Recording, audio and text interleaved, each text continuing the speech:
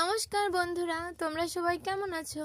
আমি এখন কোথায় যাচ্ছি জানো? আমি যাচ্ছি আমাদের মাতৃ মন্দিরে শ্রী শ্রী কৃষ্ণের সার্বজনীন রাস উৎসবের অঞ্জলি প্রদান করতে। তো বন্ধুরা, চলো মন্দিরের ভেতরে প্রবেশ করা যাক।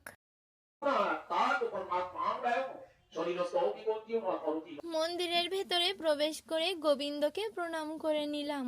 অঞ্জলির এখনো সময় হয়নি, তার জন্য তোমাদের গোবর্ধন পর্বতটা আবারও ঘুরে দেখাই। এই দেখো, এই সেই গোবর্ধন পর্বত যা তোমাদের কমপ্লিট হওয়ার আগে দেখিয়েছিলাম।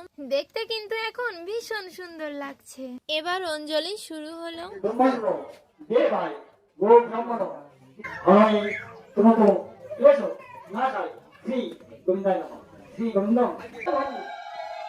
এই যে আমাদের অঞ্জলি সমাপ্ত হলো। হে গোবিন্দ, সবাইকে ভালো রাখো, সুস্থ রাখো, এ পৃথিবীর সকল ব্যাধি তুমি দূর করো। তারপর এই যে চরণামৃত গ্রহণ করলাম।